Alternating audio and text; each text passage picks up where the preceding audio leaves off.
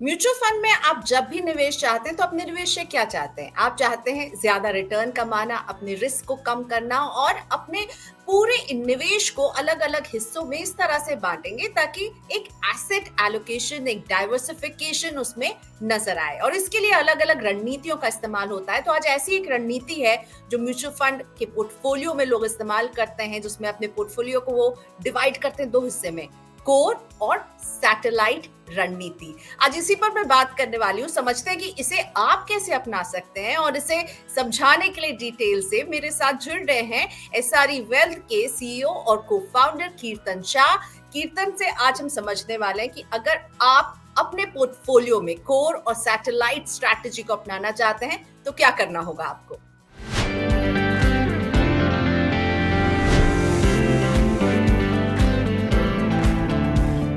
हाय कीर्तन, thank you so much, आपने money nine के लिए वक्त निकाला। कीर्तन, कोर और सैटेलाइट स्ट्रैटेजी होती क्या है, कैसे काम करती है? नाम बहुत इंटरेस्टिंग लगता है। एक कोर है, ये तो समझ में आ रहा है कि ये जो है कोर है, यानी कि यहाँ पर सब मेन इन्वेस्टमेंट रहने चाहिए, और सैटेलाइट जो इनसे थोड़ा सा दूर होगा। लेकिन ये अपने निवेश में हम इसे कैसे फिट करेंगे? Priyanka, thank you so much मुझे इनवाइट करने के लिए।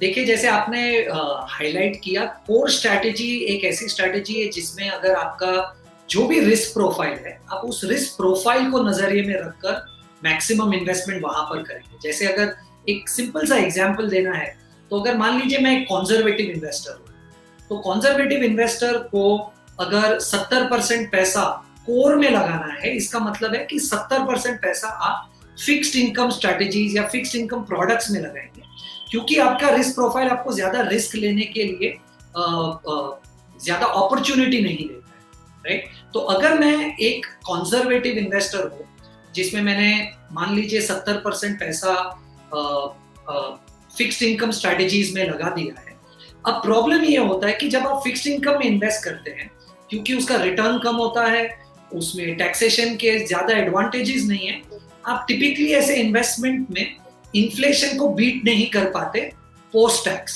तो इसीलिए बिना ज्यादा रिस्क बढ़ाए आप कैसे ऐसी एक स्ट्रेटेजी बनाए जिसमें आप अपना रिस्क भी कंट्रोल कर ले और आपका रिटर्न पोस्ट टैक्स इन्फ्लेशन को भी अगर बीट कर ले तो सबसे बेहतरीन हो सकता है, राइट? इसीलिए आप टिपिकली थोड़ा सा पैसा, 20% आपके पोर्टफोलियो का आपके रिस्क प्रोफाइल से थोड़ा सा बाहर निकलकर थोड़ा सा ज्यादा रिस्क लेते हैं, जिससे ओवरऑल आपके पोर्टफोलियो पे बहुत ज्यादा फर्क नहीं पड़ता इन टर्म्स ऑफ रिस्क, और उसकी वजह से रिटर्न आपका थोड़ा सा बढ़ जाता है, विच हेल्प्स यू कि आपको इन्फ्लेशन को बीट करना है। तो जब मैं 70% पैसा फिक्स्ड इनकम में डालता हूं, क्योंकि मैं कंजर्वेटिव इन्वेस्टर हूं, उसे आप कहते हैं कोर स्ट्रेटजी। पर जो मैं 20% पैसा थोड़ा सा आउटसाइड ऑफ फिक्स्ड इनकम डालूंगा, थोड़ा सा वो ज्यादा रिटर्न कमाने के लिए, क्योंकि मैं इन्फ्लेशन को बीट कर पाऊं, उस पोर्टफोलियो को आप सैटेलाइट पोर्टफोलियो कहते हैं।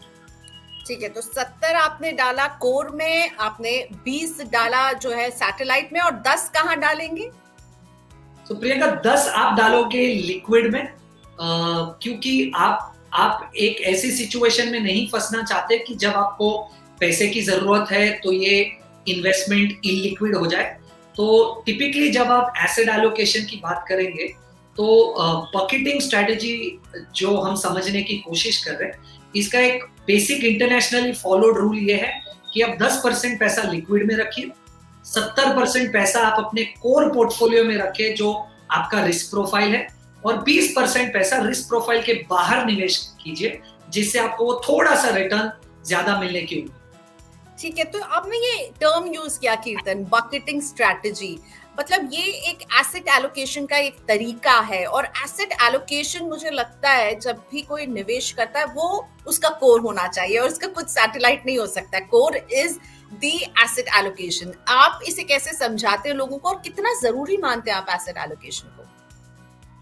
प्रियंका, मेरे हिसाब से एसेट एलोकेशन सबसे जरूरी है, स्पेसिफिकली एक रिटेल इन्वेस्टर के लिए जो रिस्क कंट्रोल करके अच्छा रिटर्न कमाना चाहता है। क्योंकि मेरे हिसाब से जब भी आप एसेट एलोकेशन स्ट्रेटेजी यूज करते हैं तो आप अपने बिहेवियर और आप अपने बायसेस को थोड़ा सा हल्का सा टोन डाउन कर सकते हैं।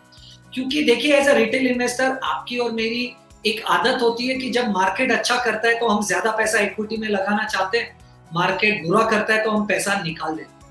पर ये सिचुएशन में क्योंकि हम कोई एक रूल यूज नहीं करते कि कौन से बेसिस पे पैसा बढ़ाएंगे इक्विटी में और कौन से बेसिस पे पैसा कम करेंगे इक्विटी में, जनरली होता ये है कि जब इक्विटी ऊपर जाने लगती है तब हम इन्वेस्टेड नहीं होते, और जब इक्विटी नीचे जाने लगती है तब हम ज्यादा इन्वेस्टेड होते हैं, क्योंकि हमारे पास कोई रूल ही नहीं है कि कब निकालना है और कब पैसा डालना है। एक आपको सिंपल एग्जांपल दूंगा कि ये मैं ऐसा क्यों कह रहा हूँ। अगर आप देखेंगे मार्च 20 में जब कोविड का फॉल आया था, राइट, तो आपने देखा कि लोग डर गए थे, वो म्यूचुअल फंड से पैसा निकालने लगे। इनफैक्ट 8 महीने जुलाई 2020 से लेके फेब 2021 तक, राइट, मार्केट लगातार ऊपर जा रहा था 10,300 से 15,300, पर रिटेल इन्वेस्टर्स लगातार वो 8 महीने पैसे निकाल रहे हैं, और यही पैसा वापस मार्केट में 15,500 लेवल पे आया जुलाई 2021। तो हमें लगता है कि ये बहुत इजी है कि मार्केट ऊपर जा रहा है पैसा लगा दीजिए, मार्केट नीचे आ रहा है पैसा निकाल दीजिए, पर इस पूरे सिचुएशन में हो ये जाता है प्रैक्टिकली कि जब आपको लगाना चाहिए तब आप कैश में खड़े रहते हो, जब आपको निकालना चाहिए तब आप फुल्ली इन्वेस्टेड रहते हो। मुझे लगता है ये सब चीज का सॉल्यूशन सिंपल एसेट एलोकेशन है। क्योंकि एक आपको छोटा सा एग्जांपल दूंगा, मेरे पास कुछ पिछले 17 साल का डेटा है, 2003 से लेकर 2020 तक, और ये डेटा बहुत ही इंटरेस्टिंग है प्रियंका। अगर आप इसमें एक एसेट एलोकेशन स्ट्रेटेजी देखें जिसमें 30% डेट में पैसा लगा है, 70% इक्विटी में पैसा लगा है, तो आपका एवरेज रिटर्न पिछले 17 सालों का था 18%, और उसमें आप रिस्क ले रहे थे, स्टैंडर्ड डिविएशन, ज्यादा डिटेल में नहीं जाएंगे, ये एक रिस्क है जो है 22%। पर अगर आप पूरा 100% पैसा इक्विटी में लगा देते हैं तो आपका रिटर्न सिर्फ 0.5% ज्यादा है, 18 की जगह पे 18.5, पर आपका रिस्क 22 से 26 हो जाता है। तो अगर आप एसेट एलोकेशन फॉलो करें तो आप रिस्क कम रख सकते हो और आपका रिटर्न ऑलमोस्ट उतना ही निकल सकता है जितना अगर आप किसी भी एक फिक्स्ड इनकम या इक्विटी के एसेट में पूरी तरह इन्वेस्टेड रहे। तो मुझे ऐसा लग रहा है कि रिटेल इन्वेस्टर्स को ज्यादा बायस खुद के कंट्रोल करने के लिए, बिहेवियर कंट्रोल करने के लिए, और मार्केट को टाइम करने की ये इच्छा को कंट्रोल करने के लिए एसेट एलोकेशन करना चाहिए। राइट। तो आपको कोर और सैटेलाइट वाली जो स्ट्रैटेजी है वो पसंद आती है? आपको लगता है इसके क्या फायदे आप देखते हैं?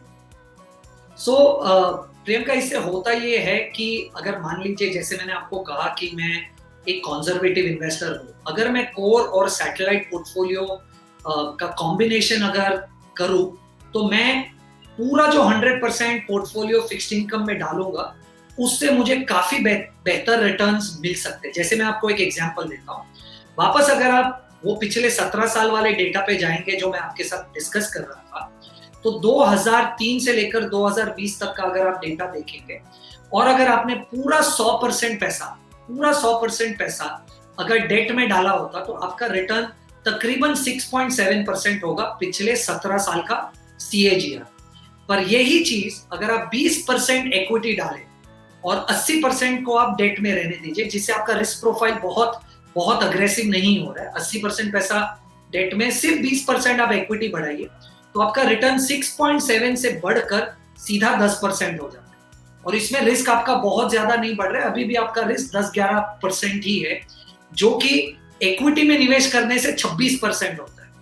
तो 26 के सामने आपका रिस्क 11% के आजू बाजू है, पर देखिए सिग्निफिकेंटली आपका रिटर्न 6.7 से बढ़कर 10% हो जाता है, सिर्फ 20% वो एलोकेशन इक्विटी में डालने से।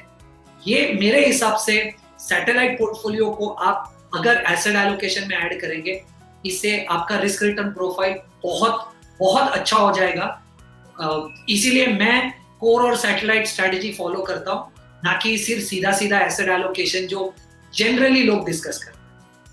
राइट। तो फिर एक तरह से आप अपने रिस्क को जो है थोड़ा सा रिस्क और रिटर्न को एडजस्ट करने की कोशिश करते हैं अपने पोर्टफोलियो में जब आप इस तरह की बकेटिंग स्ट्रैटेजी लेते हैं। तो अब समझते हैं कीर्तन आपसे कि इसे कैसे अपनाया जाए। आपने शुरुआत में कंजर्वेटिव इन्वेस्टर का बता दिया कि क्या होना चाहिए स्ट्रैटेजी, पर मैं चाहूंगी एक एक करके अगर हम कंजर्वेटिव से शुरू करते हैं तो सबसे पहले कंजर्वेटिव का पोर्टफोलियो अगर इस बकेटिंग स्ट्रैटेजी से बने तो कैसा दिखना चाहिए वो? तो प्रियंका, अगर मैं कंजर्वेटिव इन्वेस्टर हूं तो मैं टिपिकली 20% पैसा इक्विटी में, 75% पैसा डेट में और 5% पैसा गोल्ड में रखना चाहूंगा, जिससे मुझे ऐसा लग रहा है कि रिस्क बढ़ेगा भी नहीं पोर्टफोलियो पे, पर इन्फ्लेशन बीटिंग रिटर्न्स तो डेफिनेटली हम कमा पाएंगे।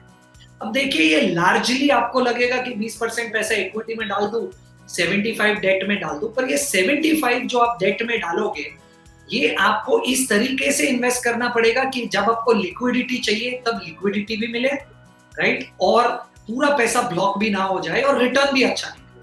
तो अब क्वेश्चन ये है कि आप इस 75 को कैसे स्प्लिट करेंगे, तो वहां पर ये आपकी बकेटिंग स्ट्रेटेजी काम में आएगी। तो मैं क्या करता हूं, मेरा ये एक सिंपल रूल है कि मैं 10% पैसा लिक्विड पोर्टफोलियो में डालता हूं, 70% पैसा कोर पोर्टफोलियो में डालता हूं और 20% पैसा सैटेलाइट में डालता हूं। अब कंजर्वेटिव इन्वेस्टर की बात करते हैं। कंजर्वेटिव पोर्टफोलियो को 75% पैसा डेट में डालना है, राइट। अगर आप कंजर्वेटिव है तो आप ये 75% को कैसे स्प्लिट करेंगे लिक्विडिटी और कोर में। तो आप 10% पैसा आपका 75 में से आप आर्बिट्राज फंड या लिक्विड फंड में डाल दीजिए और बचा हुआ 65% पैसा जो आपका कोर पोर्टफोलियो है उसे आप मनी मार्केट फंड्स में, कॉर्पोरेट बॉन्ड्स में या शॉर्ट टर्म बॉन्ड फंड्स में डाल दीजिए। तो मोटा मोटा अभी भी आपका 75% पैसा डेट में ही है, पर उसमें आपने 10% लिक्विडिटी क्रिएट कर दी है और 65% आपने कोर बकेट में रखा है जो आपको फिक्स्ड इनकम रिटर्न दे। अब आपका जो बचा हुआ 20% एसेट एलोकेशन का है जो इक्विटी में जाएगा, वो आपका बन जाएगा सैटेलाइट पोर्टफोलियो इसमें, क्योंकि वो थोड़ा सा ज्यादा रिस्क ले रहे हैं आपके पोर्टफोलियो, आपके रिस्क प्रोफाइल से। तो वो 20% पैसा आप फ्लेक्सी कैप फंड्स में रख सकते हैं और आपका जो गोल्ड का 5% एलोकेशन है वो आपका कोर पोर्टफोलियो बन सकता है, तो आप गोल्ड ईटीएफ ले सकते हैं।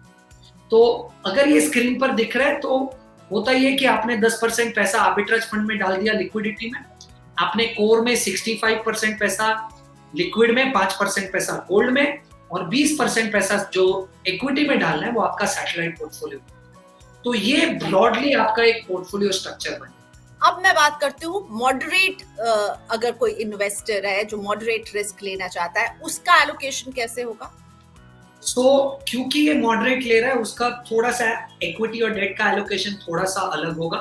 तो मुझे ऐसा लग रहा है कि अगर कोई मॉडरेट रिस्क टेकर है तो वो टिपिकली 45% जैसा पैसा डेट में रखना चाहेगा, 5% पैसा गोल्ड में रखना चाहेगा और 50% पैसा इक्विटी एलोकेशन में रखना चाहेगा। अब वापस इसे हम 3 बकेट्स में डालेंगे, लिक्विड, कोर और सैटेलाइट। तो आपका वही 10% जो लिक्विड पोर्टफोलियो है वो आप आर्बिट्राज या लिक्विड फंड में डाल दीजिए।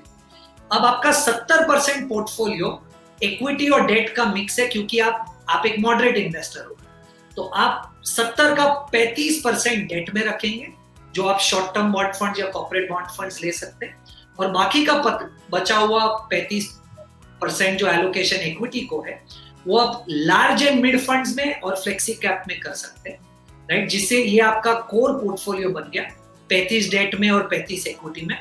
और आपका जो सैटेलाइट पोर्टफोलियो है वो आप इक्विटी में 15% रखकर, जो या तो आप इंटरनेशनल फंड्स में या मिड कैप फंड्स में रख सकते हैं, और 5% जो आपका गोल्ड एलोकेशन है वो भी सैटेलाइट हो जाएगा, क्योंकि आप बहुत कंजर्वेटिव नहीं हो। तो यहाँ पर आपका गोल्ड का एलोकेशन सैटेलाइट होता है, ना कि कोर पोर्टफोलियो जैसे आपके कंजर्वेटिव में।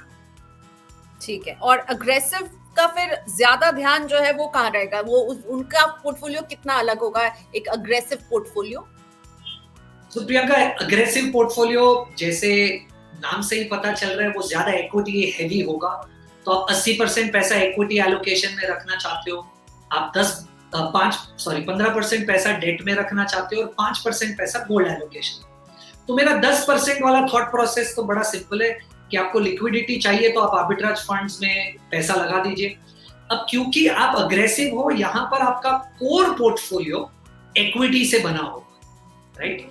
तो आप लार्ज एंड मिड फंड्स में डाल सकते हैं, आप फ्लेक्सी कैप में डाल सकते हैं, आप मिड कैप में डाल सकते हैं और आप स्मॉल कैप में एलोकेट कर सकते हैं आपका 70% पैसा। अब रही बात आपके सैटेलाइट पोर्टफोलियो की, तो सैटेलाइट पोर्टफोलियो में मैं 5% पैसा आपको क्रेडिट रिस्क फंड या गिल्ड फंड्स में डालने की सलाह दूंगा, 10% पैसा इक्विटी एलोकेशन करने के लिए या तो आप थीमेटिक सेक्टर फंड्स या इंटरनेशनल फंड्स ले लीजिए, और आपका 5% जो गोल्ड ईटीएफ है वो कांस्टेंट है। प्रियंका, वेरी क्विकली अगर और एक चीज में अगर ऐड कर दूं, अगर आप देखें यहाँ पर आपका जो कंजर्वेटिव इन्वेस्टर का कोर पोर्टफोलियो है वो पूरा पूरा फिक्स्ड इनकम है। अगर आप मॉडरेट रिस्क टेकर का पोर्टफोलियो देखें तो वो 35% इक्विटी में, 35% डेट। और आप अगर अग्रेसिव का देखें तो वो पूरा 70% इक्विटी में, राइट। और आपके लिक्विड पोर्टफोलियो सब 10% लिक्विड या आर्बिट्राज फंड में। तो ये पूरा खेल है कि आप सैटेलाइट पोर्टफोलियो में वो 20% एलोकेशन कैसे करें जिससे आपको आपका रिस्क ज्यादा बढ़े नहीं पर रिटर्न थोड़ा सा बेटर हो जाए इंडेक्स से। ठीक है, तो मुझे ये बताइए, क्या आपको लगता है कि कोर और सैटेलाइट को एक इन्वेस्टर को कब बदलना चाहिए, कब डिसीजन लेना चाहिए कि मुझे इसको बदलना चाहिए? रिटर्न के बिना पर लेना चाहिए, अपने गोल्स के हिसाब से लेना चाहिए? तो प्रियंका, दो चीज मैं डेफिनेटली हर बार कभी भी किसी भी इन्वेस्टर से बात करता हूं, मैं उन्हें डेफिनेटली ये दो चीज हर बार बताता हूं कि मार्केट को टाइम करने की कोशिश मत कीजिए। मुझे नहीं लगता कि हम में से बहुत सारे लोग मार्केट को सही तरीके से टाइम कर पाएंगे, और ये गलती मैंने देखी है बहुत सारे लोग करते हैं कि मार्केट ऊपर जा रहा है तो इक्विटी एलोकेशन को बढ़ाने की कोशिश करते हैं, नीचे जा रहा है तो इक्विटी एलोकेशन को कम करने की कोशिश करते हैं। मुझे ऐसा लग रहा है कि अगर आप ये स्विच करने की कोशिश करेंगे तो ये पूरा ऑब्जेक्टिव जो एसेट एलोकेशन का है वो यूजलेस हो जाएगा। आप ये एसेट एलोकेशन स्ट्रेटेजी ही इसलिए कर रहे हो कि आप अपने बायसेस को साइड में रख पाए और मार्केट को टाइम ना करें। तो सबसे पहले चीज डेफिनेटली मैं ये कहना चाहूंगा कि ये एसेट एलोकेशन को ज्यादा ऊपर नीचे करने की कोशिश मत कीजिए, क्योंकि आपका व्यू मार्केट को लेकर कुछ और बन रहा है।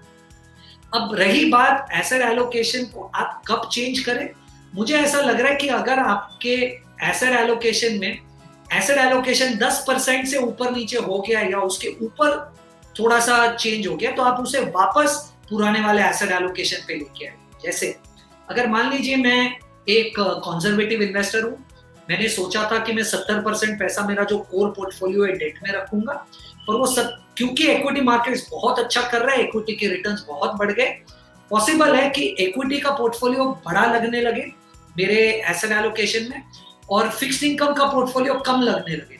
तो अगर 70 की जगह पर मेरा फिक्स्ड इनकम 50 लग रहा है तो शायद आप खुद आपके रिस्क प्रोफाइल के हिसाब से कंफर्टेबल नहीं होंगे 50% पोर्टफोलियो से, तो तब आपको डेफिनेटली ये वापस थोड़ा सा इक्विटी बेचकर उसे डेट में डाल देना चाहिए, जिससे आप वापस 70% फिक्स्ड इनकम कोर पोर्टफोलियो में आ जाए।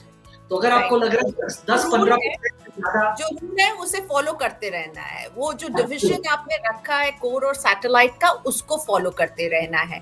Okay, right. Thank you so much समझाने के लिए और हर तरह के पोर्टफोलियो को बताने के लिए, डिवाइड करके कि कितना एलोकेशन रखें। आई एम श्योर इससे कई लोगों को मदद मिलेगी अपना पोर्टफोलियो बनाने में। Thank you Kirtan for your time, और कीर्तन से हम बात आगे भी करते रहेंगे। Bye bye for now Kirtan. Thank you so much for having me. Bye Kirtan. So कीर्तन को हम बाय कह रहे हैं, लेकिन हाँ, किस तरह से आप अपना एसेट एलोकेशन रख सकते हैं अगर आप कोर और सैटेलाइट रणनीति को अपनाना चाहते हैं। कीर्तन ने बहुत डिटेल्ड में पूरे ग्राफ के साथ आपको समझाया है। आई होप आपको इससे मदद मिले। कमेंट सेक्शन में लिखकर हमें जरूर बताइएगा कैसी लगी आपको हमारी ये बातचीत, और मनी9 के यूट्यूब चैनल को सब्सक्राइब करना ना भूलें। बेल आइकॉन को भी क्लिक करें ताकि इस तरह की बातचीत आपसे मिस ना हो।